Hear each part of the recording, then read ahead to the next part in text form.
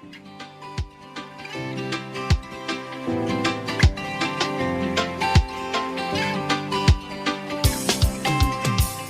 everybody. Welcome back to Islands Uncovered. My name is Megan. I am the owner of Dare to Dream Travel, and I work with couples and families and honeymooners and people who are engaged to plan amazing trips down to the Caribbean to enjoy the Sandals and Beaches properties. Like always, we are going to jump right in this week so that I can give you the overview on the new rooms on sale that hit yesterday that are on 777. So I know we've been talking a lot about beaches, but this week, Sandals is giving us some good stuff. So I'm going to focus primarily on the 7 rooms from Sandals that are an additional 7% off this week. If you've been listening to this podcast, you know that in the last month, Sandals has just kind of been rotating through a lot of the same room categories. They may have changed ever so slightly. It's been a lot of butler rooms, but this week they are giving us some new stuff that we haven't seen in a while. And so I definitely want to put this information out there because if these are specific rooms that you are looking for, they haven't been on sale in a while. I'm not sure when they are going to be going on sale again. And so if you're interested, please reach out because these special sale rates are only good through next week, Tuesday, which is January 27th. This is also the last full week of the 777s where you will be able to take advantage of the winter blue sale that's happening now. So the winter blue sale ends on February 2nd. So if you place a deposit before February 2nd, remember the winter blues sale does apply and you can combine it with the current rooms that we're going to talk about that are on sale with the 777 rates this week.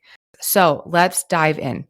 Remember, we're talking first about Sandals. So Sandals is the adults only brand, and they put 7 rooms on sale every Wednesday that are an additional 7% off. As I mentioned, they've been doing a lot of butler rooms. There are still 3 butler rooms on 777. This is going to be at Sandals Regency Latak has the new Rondeval Butler Sky Villas, which are the brand new Rondevals at Sandals Regency Latak, which is in St. Lucia. These are the Sky Villas with the telescopes, the private pool. Absolutely amazing if you're looking for a butler stay in St. Lucia. And then also there are butler rooms at Sandals Royal Plantation. Remember that resort is very small. It's all butler rooms. So they do have a room this week from Sandals Royal Plantation, which is in Ocho Rios, Jamaica. And then also Sandals Ochi, also in Ocho Rios, has a butler room. Those aren't the rooms I want to focus on this week. The 4 rooms that they put on sale this week that I want to more specifically point out are the following. First, we are at Sandals Royal Curacao. I know we've been at Sandals Royal Curacao a lot, but they've got the Sunchi Beachside Ocean View club level room. So Curacao is a big resort. These rooms are over on the beach side. We haven't seen that as much lately. You've got a great ocean view. It's club level. If you are looking to go to Curacao, I'm personally a beach person, even though Curacao isn't necessarily my favorite beach. But I'll tell you something, I don't necessarily mind it because I'm not a big get in the water lady. I'm more of a toes in the sand, enjoy the view of the water lady. And I really like that beach because it's calm. Not as many people go over there. It's kind of quiet. There's a bar on the beach, which is really nice. You don't get that at all the resorts where there's a bar right there. And, maybe that says something about me, but I really enjoy that. All right. Then we are at Sandals St. Vincent. I know we've been at St. Vincent a lot, but they have not a butler room, but they have a room, a club level room in the Lady Palm Suite, which has the fitness room. So this is the Lady Palm Club Suite with fitness room and the balcony tranquility soaking tub. Club rooms, luxury level rooms at Sandals St. Vincent. I think all of these have a great view because you're either looking at the water, you're looking at the mountains around the resort. Personally, for me, it doesn't matter if I have an ocean view room because the balconies are large. You can peek your head around and see the water. This is a great room for anybody who likes to work out and maybe doesn't want to leave their room in the morning. I love to work out when I'm at Sandals and Beaches because I know I'm going to be eating and drinking pretty much all day. So this room has the separate room with an exercise bike in the room with the TV. So if you wake up earlier than your travel partner and you want to go get a workout in, you don't necessarily have to walk over to the spa area. This is a great room. And I haven't seen this room on 777 in a while. Snatch it up because it doesn't go on sale as often as some of the Butler rooms. Also, here's something to keep in mind about Sandals St. Vincent. There aren't as many room categories. So there are the luxury level rooms. And then if you are a club level person and you want a club room at Sandals St. Vincent, the only options that you really have are either one of these rooms that are considered the fitness rooms with the exercise bike. There's also media club rooms, which have the separate room with more of the sitting area with the large TV. And then the swim ups. There are club level swim ups. Those are the only 3 club level options at Sandals St. Vincent. And so the reason I'm kind of telling you this is you might be thinking to yourself, I don't know if I need that room with the exercise bike. I probably won't use it very much. But if you're a club level person, the swim ups are typically quite a bit more than the media rooms and the fitness rooms. So if you're a club level person and you want to go to Sandals St. Vincent, you're going to have to choose between the media, the exercise bike, or paying more for the swim up. And so this room is on sale this week. Just don't look at the bike. You don't have to ride the bike if you don't want to. Okay, so just keep that in mind. Club level at St. Vincent this week. We haven't seen that in a while. Next, Sandals Negril. We have not seen Sandals Negril on 777 in months. We've got the Longshore Luxury Room on sale. Last week, I was talking about what a great deal the last minute pricing was at Sandals Negril. Pretty much all of those last minute room deals have been snatched up. There are some still during the last week of February. So I strongly encourage you, if you are looking to go to Sandals Negril that last week of February, you've got to get on that and book. Reach out. Let's get a room on hold for you. But this week, they have the Longshore Luxury Room, which is, of course, in the Longshore building, which are, if you look at a map, you're going to see there's 3 of them, but they're all grouped together.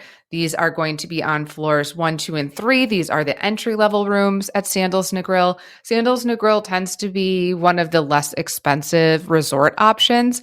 And so if you are looking to get a really great deal to get in on that 7-mile beach, snatch up this entry-level room. They've been newly renovated. They're a little bit bigger now. You're going to love it. Just go enjoy the beach at this discounted rate. And then finally, another resort that we have not seen in quite some time going on 777 this week, that is Sandals Royal Bahamian, another very easy flight right over to the Bahamas. We have the West Bay Swim Up, oversized club level junior suite. This is a smaller property. The East Bay has been renovated more recently than the West Bay, but you're getting a swim up with this room. So you're getting a swim up, easy flight. The resort is like 15 minutes from the airport, super easy in and out. When you come home, you go through customs in the Bahamas, so you don't even have to worry about all that nonsense when you fly back into the States. They've got the private island there. We haven't seen Sandals Royal Bahamian on 777 in months. So if you have been waiting for a deal to book the Bahamas, this is your week. This is your week to book that swim up.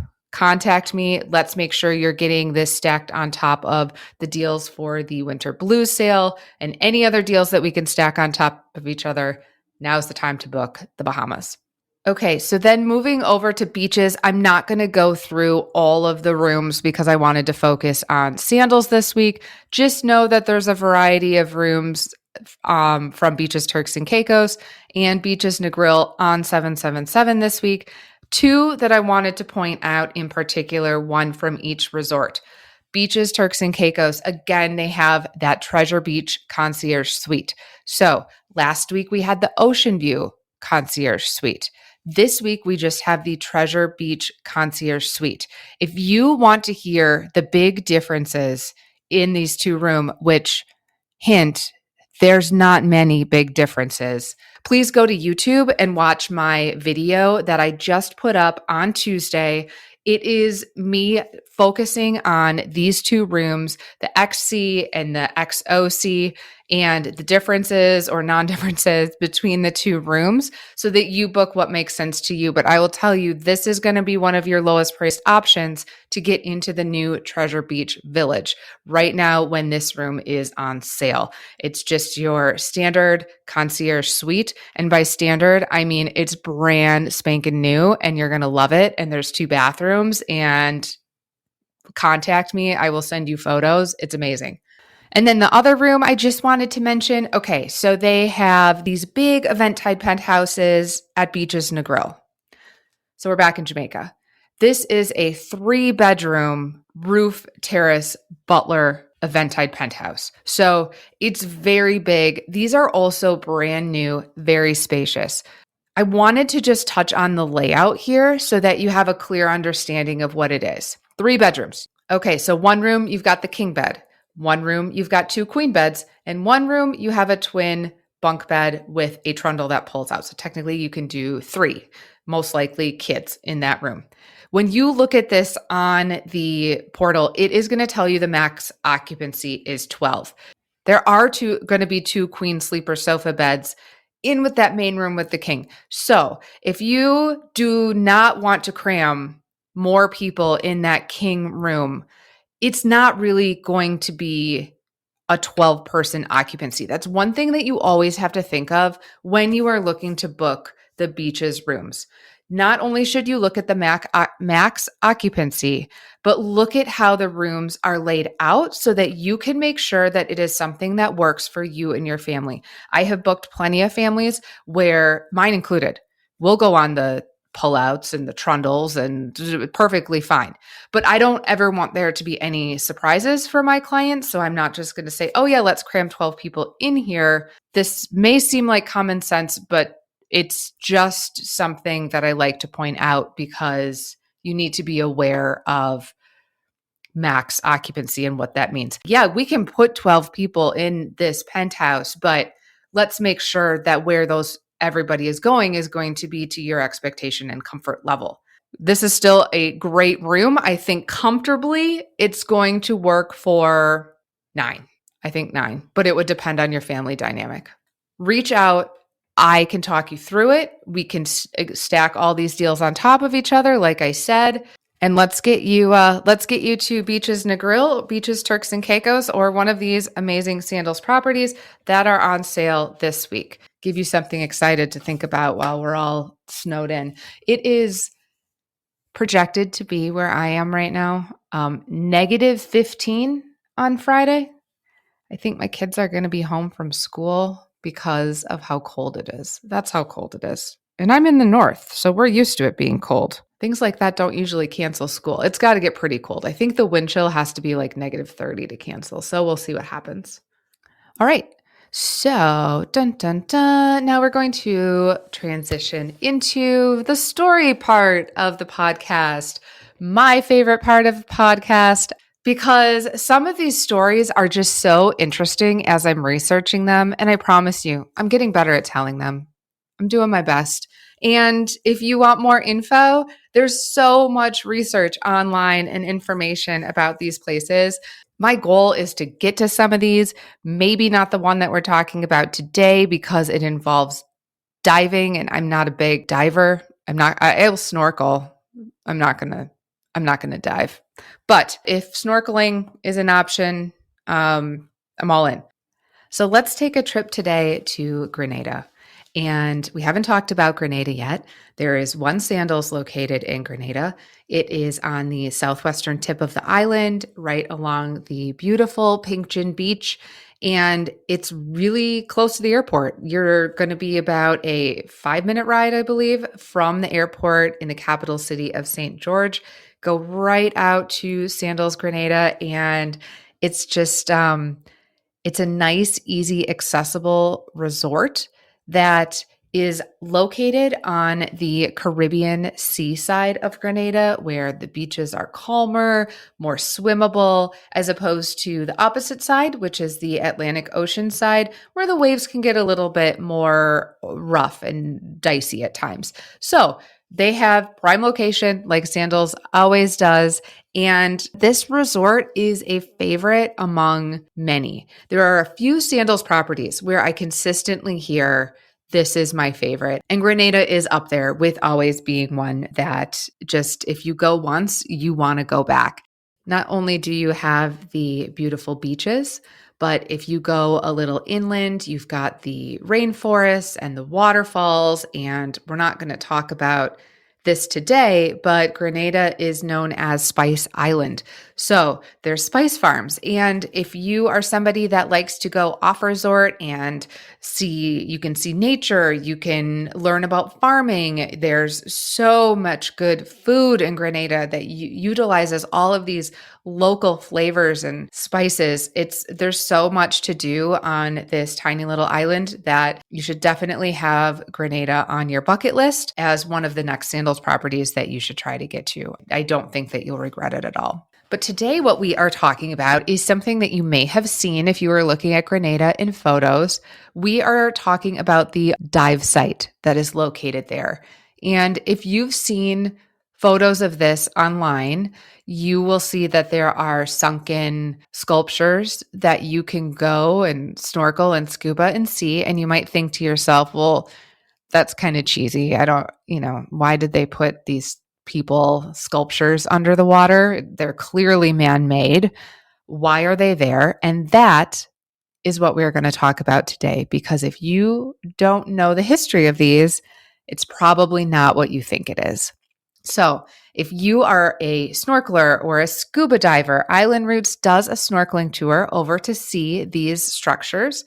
It's about a 30 to 45-minute drive north of the Sandals, but you can also go by boat, which I believe is what most people do. And it's just a short boat ride. It's about 10 to 15 minutes. So easy boat ride, and you can go see the structures that we're going to be talking about today. I definitely want to do this the next time I'm in Grenada, because as you're going to learn, these are not going to be here forever. And that is on purpose. Okay, so to learn a bit about the history of these sculptures, we have to go back to 2003, which seems like just yesterday, but people are telling me it was 20 years ago. 2003, Grenada reefs are alive and vibrant, and there's tons of snorkeling and scuba diving in this dive tourism economy. The reefs protect the coastline from erosion, and they support the fishing communities. And the reefs were just a huge part of the island life and the infrastructure. So fast forward a little bit, and September 2004. Unfortunately, September, as people know, it's hurricane season, and Hurricane Ivan tore through Grenada. We had wind speeds of over 130 miles an hour, which I still think is less than what just went through Jamaica.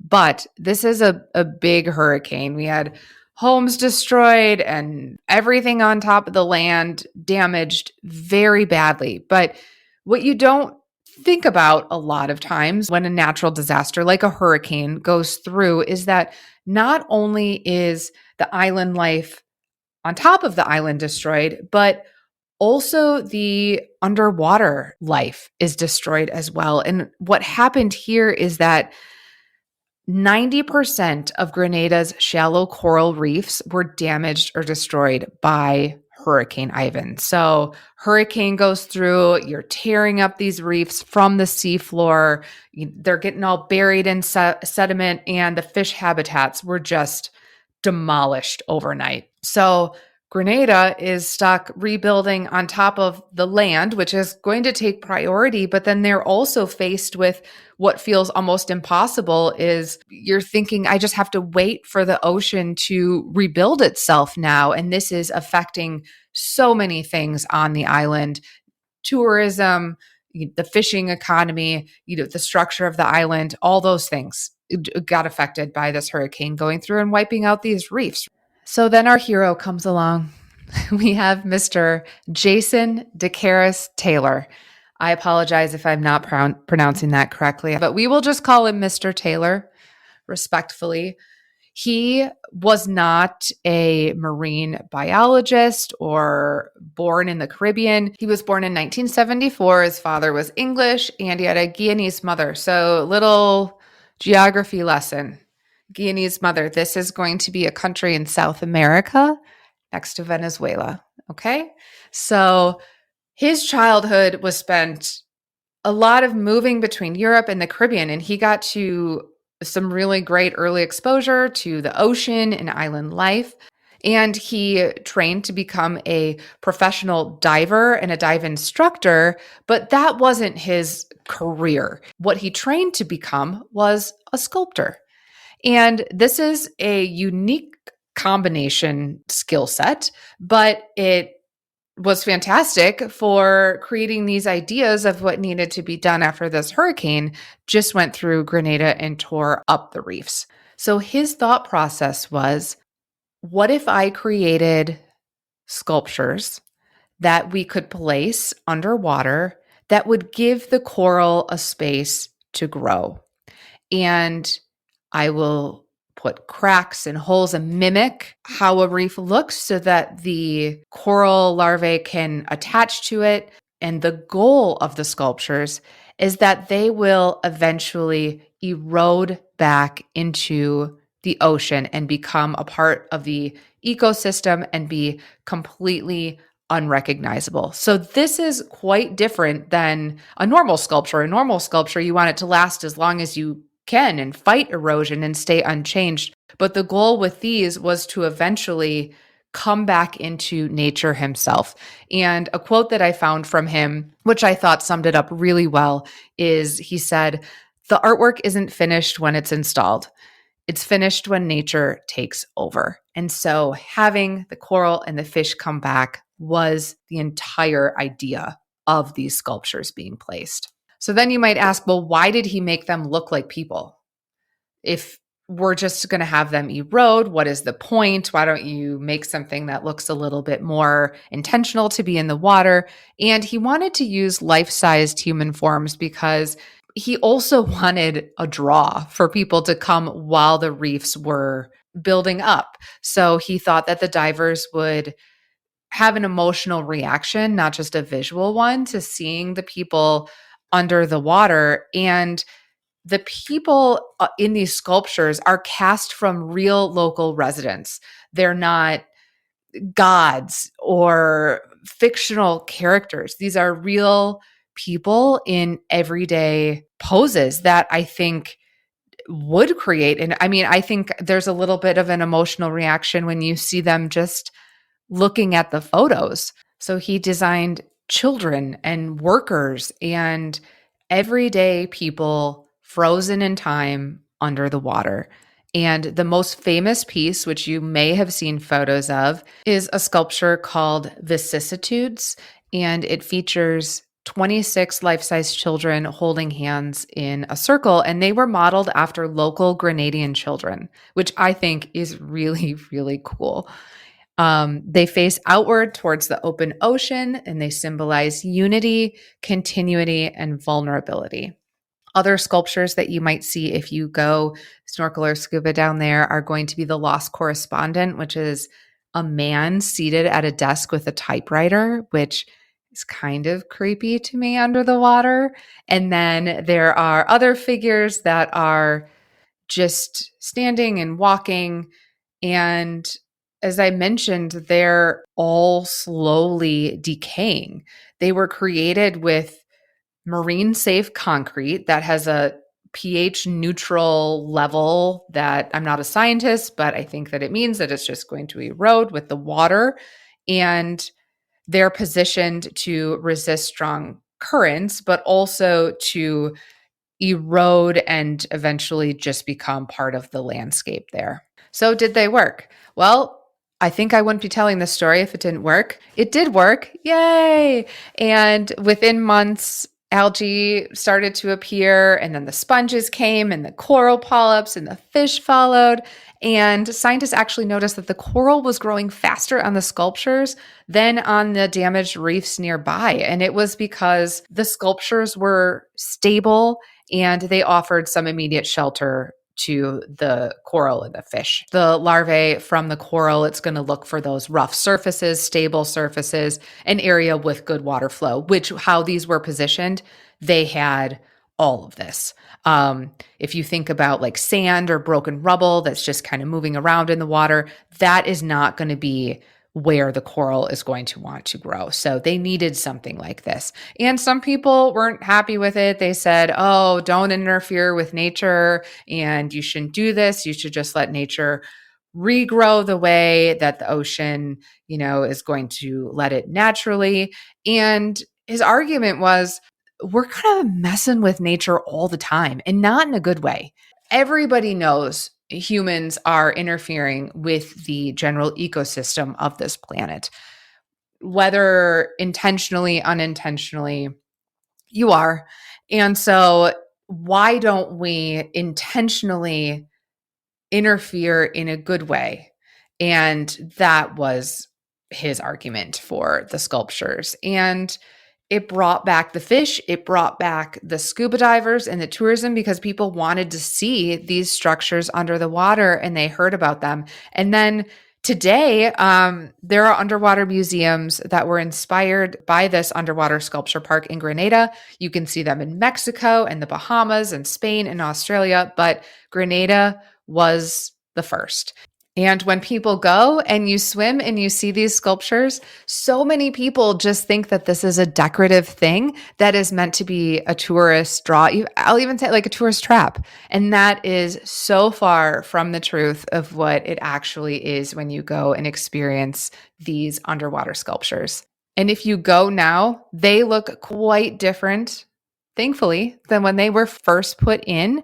If you are very interested in these, I strongly encourage you to go down to Grenada sooner rather than later. They're becoming a bit more unrecognizable. So today, the underwater reef there with the sculptures is a protected marine area. It's got a huge living reef system, and it's a major tourism draw for divers and snorkelers and marine scientists to study how this was done. So unlike traditional attractions, this one, it gets better with age. Thank you so much again for listening this week. I really appreciate you following the podcast, showing it some love. That way I know that you're listening and I will continue to create content. I mean, who am I kidding? I'm going to continue to create content whether anybody's listening to me or not, because these stories that I'm finding are amazing and it gets me excited to go, and I hope it gets you excited to go.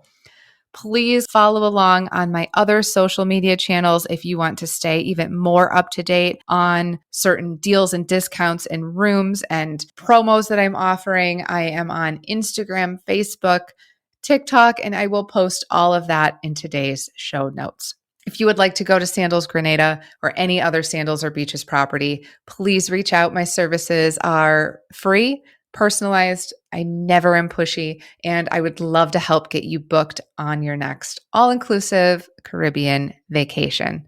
Thanks so much for listening. See you next week.